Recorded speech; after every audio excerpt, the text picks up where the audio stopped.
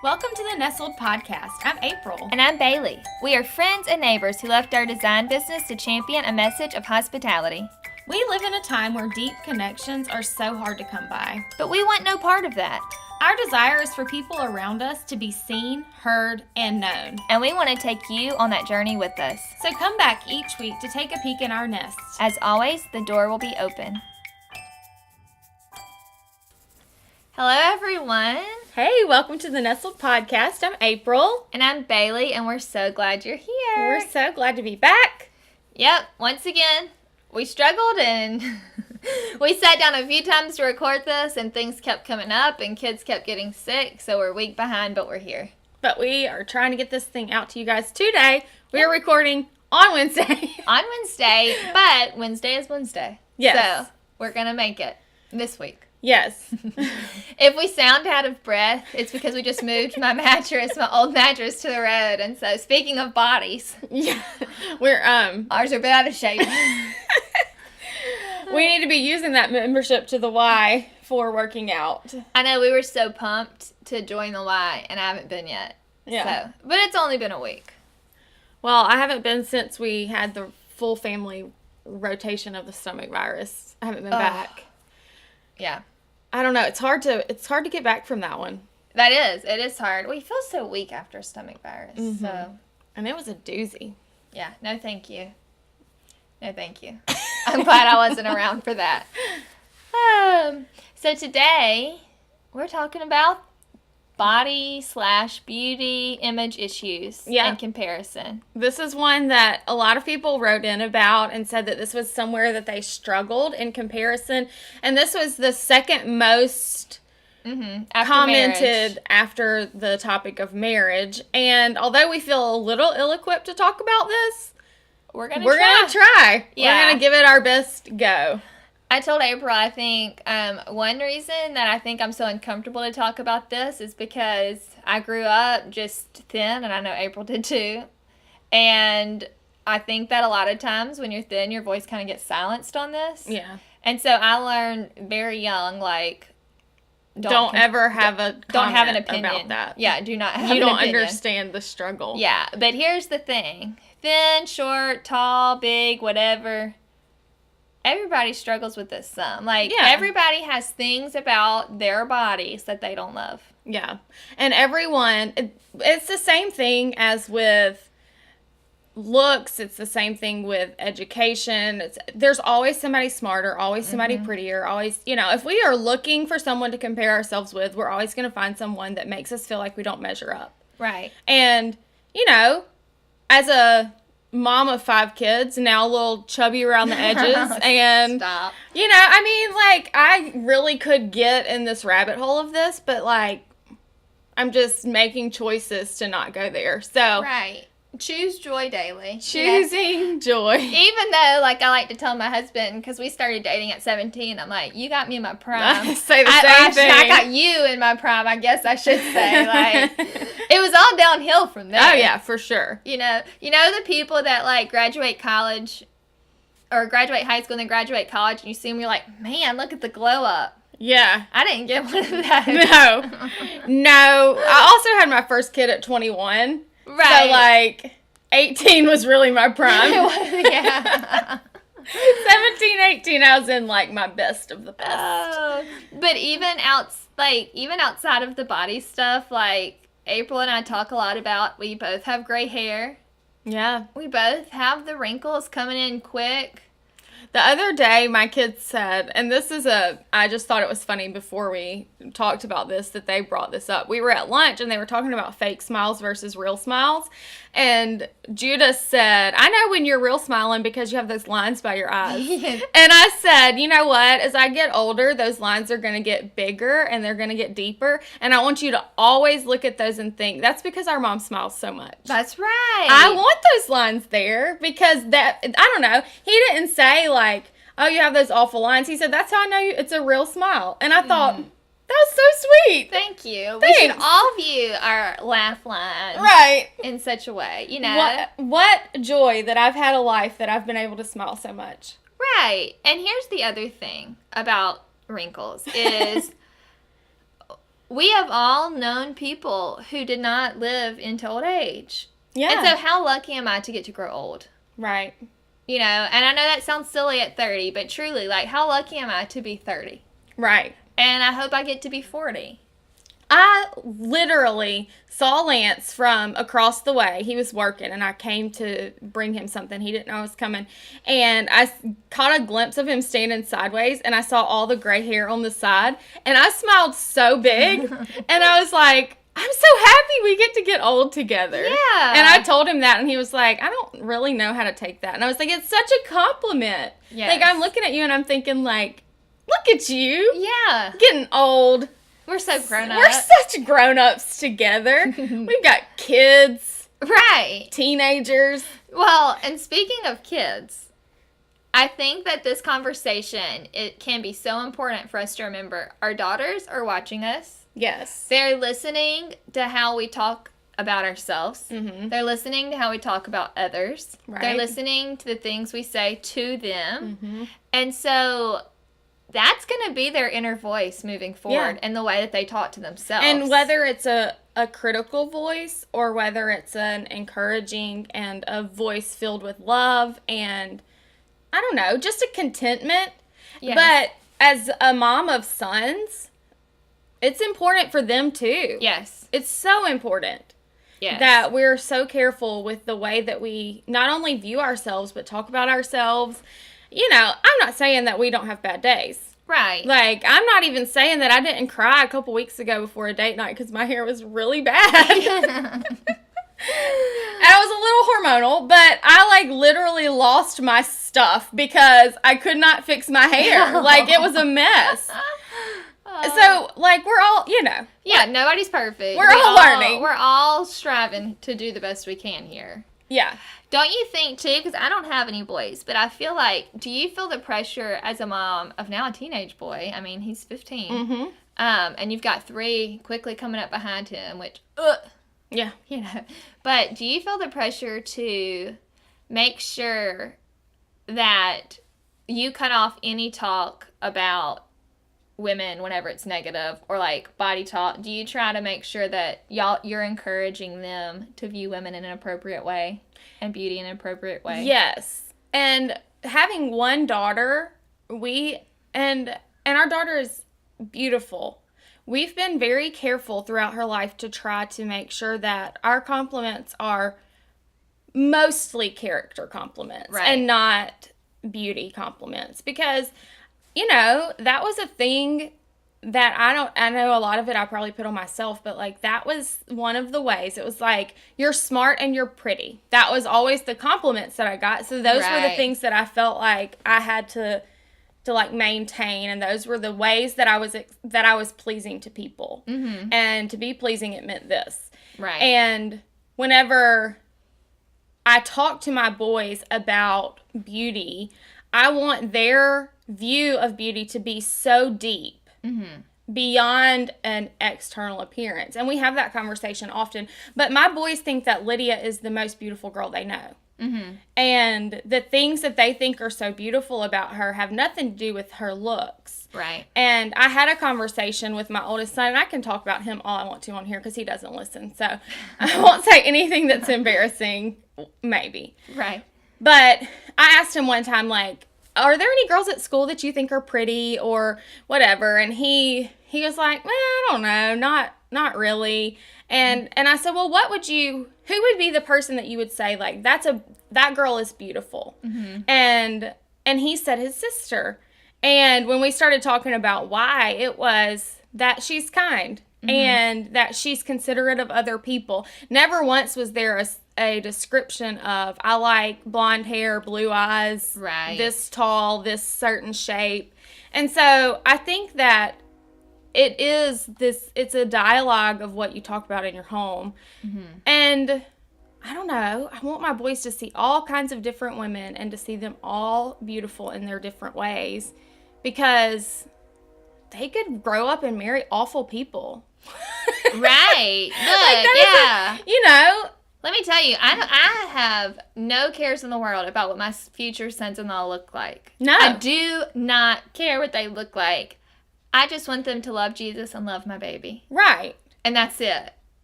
But if all Maybe you ever like me, focus on but, is the cute boy in the class, right. he's not necessarily the nice boy.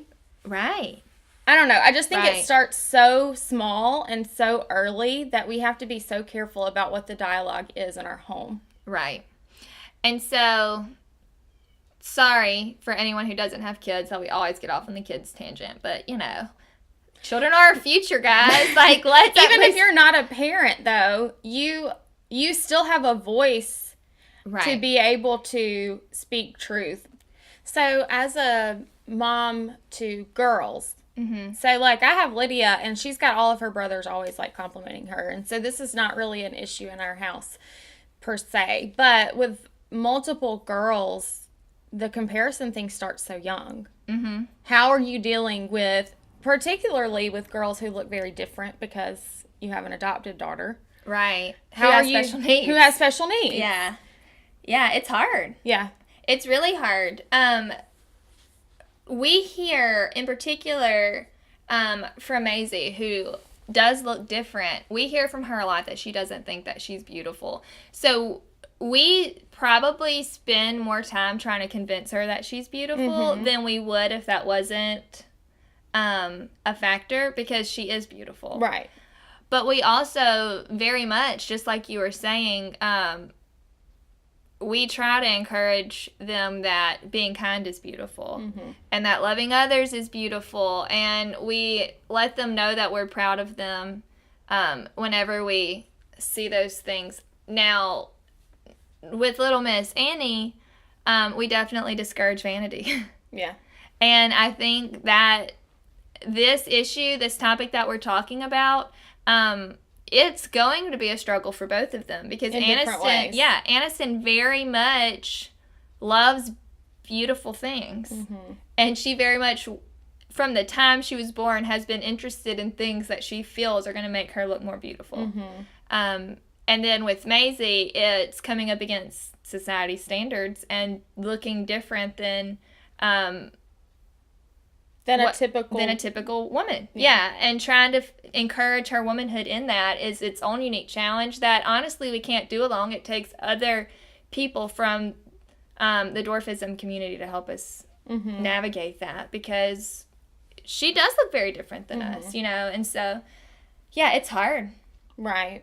And it's hard, I feel like, coming from me, who hasn't struggled with this as much. Yeah. Again, like I said, of course there are things I want to change about myself, but I, especially at this phase of my life, have let so much of the pressure of that go. Yeah. And I have a husband who is so encouraging in that. And I know, for anyone listening, I know that's made a huge difference for me. And so hear me on that. Like, it is easier for me to be confident in my body when I have a husband who reminds me that he thinks I'm beautiful no matter what. We talked about that a lot, and it would be easy for us to just make the assumption that everyone has that, and I know everyone doesn't. But I think that there is an honest conversation too that can be had in a marriage of saying, this makes me feel this way. When you stare at another woman, your eyes linger, that bothers me. Yeah. That kind of thing. Yes. And even, in us dealing with things from the past and just being really open about how that makes me feel, and how if your husband struggles with pornography, like, that is not something that's going to make you feel confident in who you are. And no matter how many articles you read about why that has nothing to do with you, and it is not because you're not fulfilling enough or whatever, that it is, there are so many other reasons for that. But, I know that there is a lot of that. And so I don't want to downplay that, because we talk often, Lance and I do, about how we are one another's standard of beauty and of what is attractive. And so I'm not looking elsewhere for that, and he's not looking elsewhere either. And so there is a confidence that you can kind of stand up under. Right. And you feel protected in that, and not everyone has that. Right. And so I'm very thankful for that Yeah. I mean, I am. And so I just didn't want to finish this conversation without kind of touching on, like, I know that has impacted my confidence. Absolutely. Like, we've been together a long time, and that entire time I have felt adored. Yeah. And so for those of you who don't have that, some of that is like, you're going to have to find that confidence for yourself, and you owe yourself that. Right. And stop waiting. Like, don't wait to get in photos with your children until you're a certain size. Yeah.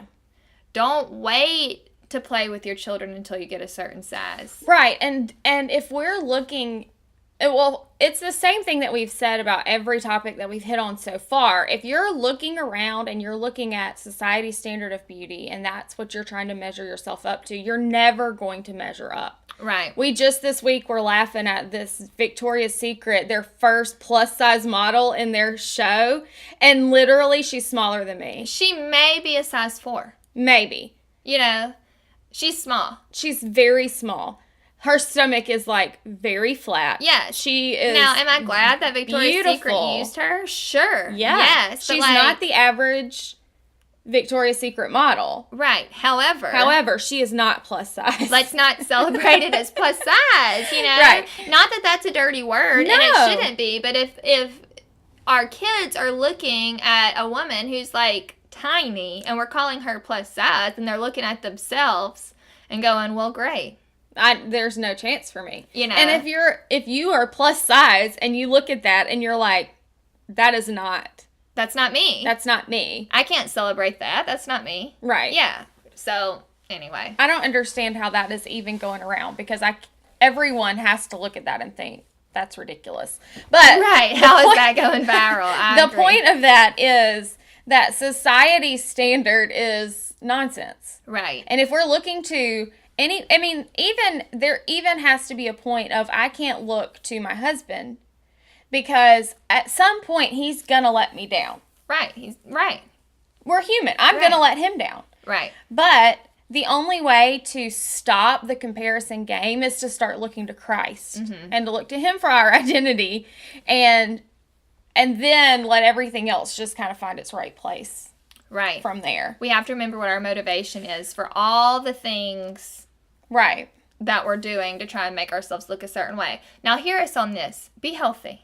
Be healthy. We not, have one body. Yes. We are not here encouraging people to say, okay, great, I don't have to worry about my weight now. Eating all the potato chips. So I can eat and do whatever I want. Eat all the pizza and lay on the couch all day. Right. Is not caring for your body. No, and you're going to be miserable in a different way. Right. However, be healthy, and whenever you're healthy and you're confident, I'm eating decently, I'm not saying don't enjoy food ever, right. Eat well, exercise some.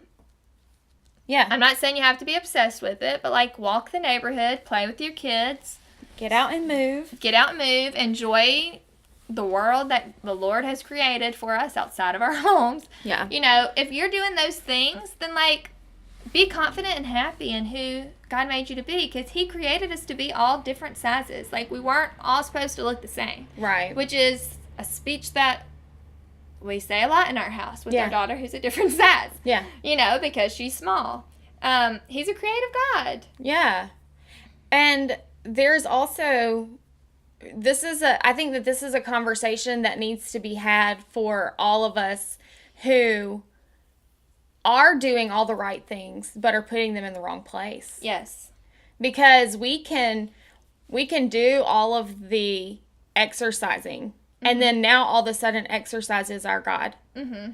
We are, we're running after vanity. We're running after this certain body instead of being healthy. Right. There has to be this balance of Christ is my prize. Right. Not a certain size, not a certain weight, not a certain look. Right.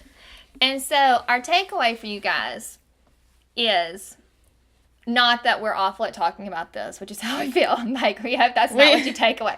No, our takeaway from this is we only get a certain amount of time on this earth. Yeah. We don't know how much time that is.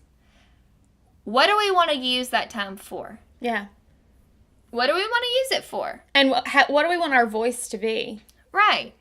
And so if we are just constantly pursuing things that are looks based. Yeah. And we're constantly putting all of our resources into things that are looks based. When we leave this earth and we leave this body behind, how much time and effort and resources have we wasted on that body? Right. That mattered not at all at this point. Not. Like, it's literally, just think about that. Like, it literally is not coming with us. Yeah.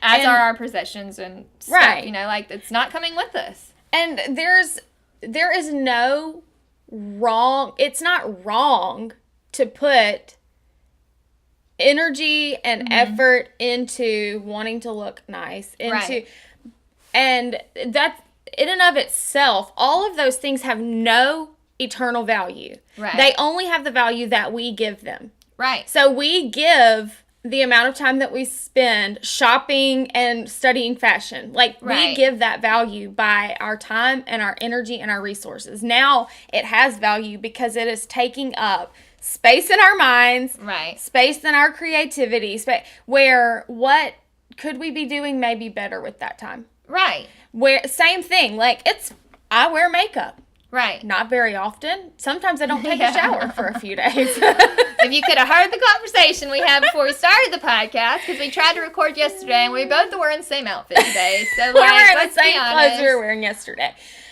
And maybe I haven't looked in the mirror in 2 days. Right. So maybe that's probably the other extreme. Right. Maybe don't be exactly like us. Maybe brush your hair. Right. Yeah.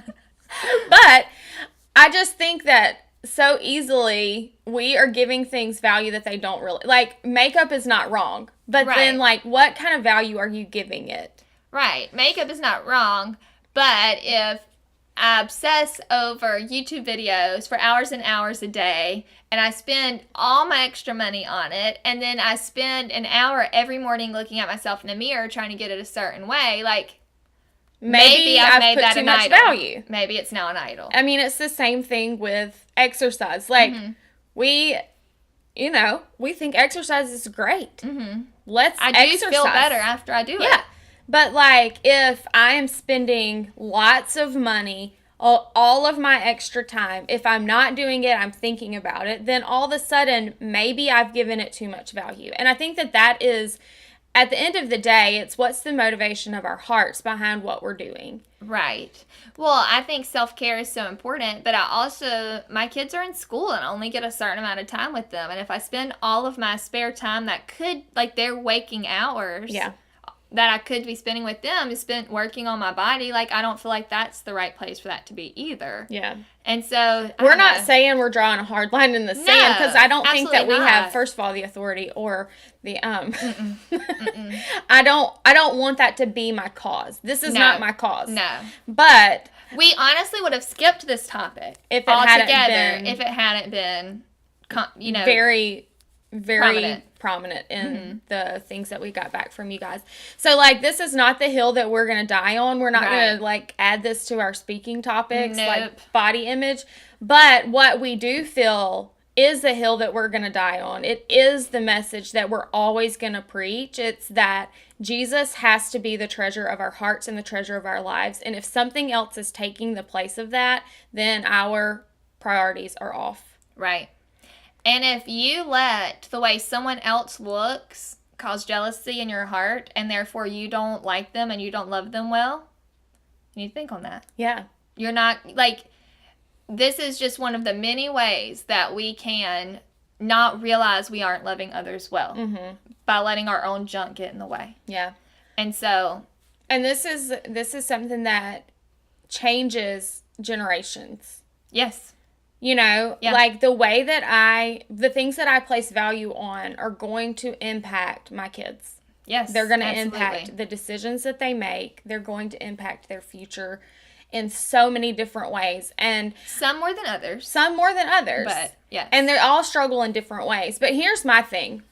When I think about the people that I look at their lives and I think, if I could emulate my life after them, I mean, aside from Jesus, obviously, then who would I want my life to look like? And one of the people that came to mind immediately whenever I was thinking about this was Elizabeth Elliot. Mm-hmm. And her husband was killed by these people. And then in a terrible way. In an awful way. And Yeah. then she gave her life to trying to reach these people with the gospel. Mm-hmm. And then I look at her and I think, like, did she focus on the way she looked? The way she looked? Right. How she looked in comparison to other people? Did she focus on how her makeup was or her hair? Like, I don't know. If it's not true for her, then I don't want it to be true for me. Right. Because I don't want at the end of my life for people to be like, man, she was so pretty. She was so pretty. It's so sad. She looked so great for her age. It's so sad that she's gone from the world because she was really pretty. Yeah. You know, like, no thank you. No. Thank you. Let my life be spent up, poured out, messy, broken looking, because I just, like, loved people so hard and so well. Right. So, yes, enjoy your makeup, enjoy your clothes, enjoy your exercise, enjoy your healthy food, enjoy all those things, but make sure that they're put in its right place. And do not engage in the negative self-talk anymore. Just let it go. No. Give yourself permission to enjoy the pool this summer. Yes. Give yourself permission to play with your children at the park. Give yourself permission to show your mom arms. Yeah. To not wear the cardigans in the 100-degree weather because you're feeling guilty, like you feel self-conscious of your arms. Yeah. I mean, that's a thing. It is a thing. You know, and so I've got let it go, you know? Proud of my mom arms now. Took me a minute to get there. Amy Schumer, I shouldn't promote her. Don't go watch this. But we did watch one of her comedy specials last night when she talked about the difference of being a bradesmaid now, like in your late 30s. And she said the 20s bridesmaids are all like, look at me with my cute stick arms, you know. And she said when you're like my age and you get married, your bridesmaids are all like holding their arms straight out, trying to be like, to turn a good angle for my turkey leg arm that's hanging out at the top of my body. So, yeah, let's all just laugh about it. Yeah. It is what it is, you know. I don't know, the freedom that comes when you let that stuff go. Oh my goodness. Life is so much sweeter. I hope that never do my kids have to worry about this. I hope that my daughters never have to worry about what their friend looks like in their bathing suit next to them. Oh my gosh. Right. Right. How silly. How silly. Yeah. Instead, I'm hoping she's going to cover herself up. So. Right. Right. Because I do not want her to be objectified. Not because she's ashamed of her body. Not because she's ashamed, but because she's real cute. Yeah, because we don't want other people looking at her. So. Yeah.